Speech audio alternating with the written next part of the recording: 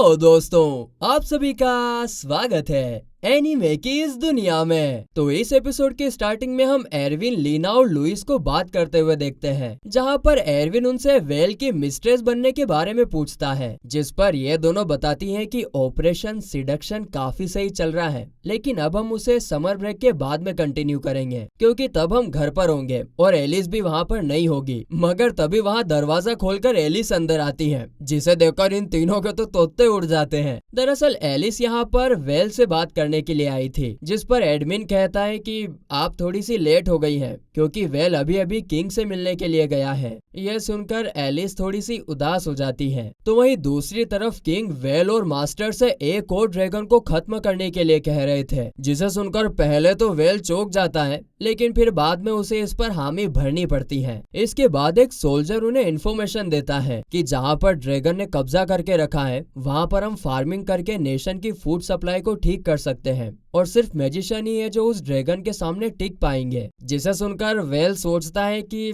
क्या सिर्फ हम दोनों ही काफी हैं उनसे लड़ने के लिए। तभी एक टकलू आदमी महल में इंटर होता है, जिसे हम सीरीज में टकलू को टकलू ही बुलाएंगे, है क्या नहीं। आगे टकलू मास्टर से कहता है कि काफी टाइम बाद मिले हैं मास्टर। साथ ही में वो यहाँ पर वेल को भी ग्रीट करता है क्योंकि उसे काफी अच्छे तरीके से पता था कि वेल ने एक अनडेड क्रिएचर को मारा है। इसके बाद वो किंग के सामने घुटनों के बल बैठकर कहता है कि महाराज, हम तीनों अभी के अभी उस जगह के लिए निकल रहे हैं जहाँ पर ड्रैगन ने कब्जा करके रखा है। जिसे सुनकर वेल कहता है क्या नहीं, लेकिन वो इसके बारे में कुछ कह नहीं पाता है। आगे टकलू फिर किंग से कहता है कि घबराने की कोई बात नहीं है महाराज, हम जरूर से उस ड्रैगन को खत्म कर देंगे। जिस पर किंग कहते हैं कि मुझे तुम पर पूरा भरोसा है टकलू। इसके बाद तीनों उस जगह के लिए निकल जाते हैं और इस दौरान टकलू इन दोनों से कहता है कि पहले हम मिलिट्री बेस पर जाकर प्रिपरेशन करेंगे और फिर ड्रैगन को खत्म करने के लिए जाएंगे। और यह सुनकर वेल समझ जाता है कि यह मिशन कोई मामूली मिशन नहीं है। तो वहीं दूसरी तरफ एरिक इन तीनों को बता रहा था कि एक बार जब उस ड्रैगन को हरा दिया जाएगा तब आसपास के मॉन्स्टर जो उससे डर कर बैठे हुए थे वो वहाँ पर बसे हुए गांव पर अटैक करना शुरू कर देंगे और उन मॉन्स्टर्स को खत्म करने के लिए किंग ने वेल की आर्मी को उनसे लड़ने का ऑर्डर दिया है। ये सुनकर ये तीनों शॉक हो जाते हैं क्योंकि वेल के पास तो कोई आर्मी होती नहीं है। खैर, इसके बाद वो लोग ड्रैगन को हराने पर मिलने वाले रिवॉर्ड के बारे में बात कर ही रहे थे कि तभी उन्हें बाहर से आवाज आने लगती है और जब वे लोग खिड़की के पास जाकर देखते हैं तो बाहर कई सारे लोग वेल की टेम्परेरी आर्मी में शामिल होने के लिए आए थे। उन्हें देखकर एरविन कहता है कि इन्हें तो कोई अच्छा कमांडर ही संभाल सकता है। जिस पर एरिक कहता है कि अगर वेल यहाँ पर होता तो उसे इनको कमांड देना होता, लेकिन अब वो क्योंकि यहाँ पर नहीं है तो उसके बॉडीगार्ड को कमांडर का रोल लेना होगा। जिसे सुनकर एरविन की फटकर चार हो जाती है और वो कहता है नहीं नहीं नहीं, मैं ये नहीं कर सकता, मैं इसके लिए भी तैयार नहीं हूँ। जिस पर ये तीनों कहते हैं कि डरने की कोई बात नहीं है, हम लोग टाइम टाइम पर तुम्हारी मदद करते रहेंगे। आगे एरिक कहता है कि सब कुछ अच्छा होगा, तुम्हें बस उन्हें बैटलफील्ड तक लेकर जाना है। तुम्हें कोई ये नहीं कह रहा है कि तुम वेल को रिप्लेस करो, तुम्हें बस उनकी हिम्मत बढ़ानी है। और फिर इसके लिए एरविन मान जाता है और फिर वो सभी को लेकर बैटलफील्ड की तरफ निकल पड़ता है। तो वहीं रात होने पर वे लोग एक जगह पर रेस्ट करने के लिए रुकते हैं। ये तीनों एक टेंट में बैठकर मॉन्स्टर्स को खत्म करने के बारे में बातें कर रहे थे और तभी टेंट में एंट्री होती है एलिस की। उसे देखकर एरविन कहता है कि तुम यहाँ पर क्या कर रही हो। जिस पर एलिस कहती है कि सभी प्रीस्ट को यहाँ पर सोल्जर्स को हील करने के लिए बुलाया गया है। आगे वो वेल के बारे में पूछती है, जिस पर लीना कहती है कि वो अभी अभी कुछ सोल्जर के साथ ड्रैगन के ठिकाने की तरफ गया है। जिसे सुनकर बेचारी एलिस थोड़ी सी उदास हो जाती है क्योंकि वो इस बार भी वेल से नहीं मिल पाई थी। तो वहीं दूसरी तरफ हम ड्रैगन के ठिकाने को देखते हैं जहाँ पर मास्टर, वेल और टकलू पहुँच चुके थे। वे लोग चुपचाप ड्रैगन के ठिकाने को देख रहे थे, हाँ बिल्कुल चुपचाप। तभी टकलू जोर से चिल्लाते हुए कहता है कि सब लोग दुश्मन के साथ लड़ने के लिए तैयार हो जाओ। जिसे सुनकर ड्रैगन जो चुपचाप अपनी गुफा में सोया हुआ था वो उठकर जोरदार दौड़ने लगता है। जिसे सुनकर वेल काफी ज्यादा घबरा जाता है, ये पागल हो गया है क्या। लेकिन तभी टकलू तुरंत अपने मैजिकल आर्मर को समन करता है और इतना कहते ही उसकी बॉडी पर एक काफी ज्यादा स्ट्रॉन्ग और पावरफुल आर्मर आ जाता है। साथ ही में उसके पास अपने थोर भैया जैसा एक हथौड़ा भी आ जाता है और फिर वो उस हथौड़े का यूज करके तुरंत ड्रैगन के सर के ऊपर और नीचे से एक एक करके वार करने लगता है, जिसे देखकर वेल कहता है कि काफी शानदार है, वो अपने मैजिकल पावर को फिजिकल ऑब्जेक्ट में कन्वर्ट कर सकते हैं। तो इधर टकलू तो ड्रैगन पर चारों तरफ से वार करके उसकी हालत पतली कर देता है और इसीलिए ड्रैगन जमीन खोदकर वहां से भागने की कोशिश करता है, लेकिन टकलू तुरंत उसकी पूंछ पकड़कर उसे जोरदार सामने वाली दीवार पर भड़ीम करके दे मारता है। पर तुरंत ड्रैगन वापस उठकर उसके ऊपर अटैक करने के लिए आगे बढ़ता है और तभी टकलू चिल्लाते हुए वेल को उसका मैजिक यूज करने के लिए कहता है और ये सुनते से वेल तुरंत अपने मैजिक का यूज करके उस ड्रैगन को जकड़ लेता है, जिसके कारण वो ड्रैगन काफी जोर जोर से चिल्लाने लगता है और इसके साथ ही ये सीन यहीं पर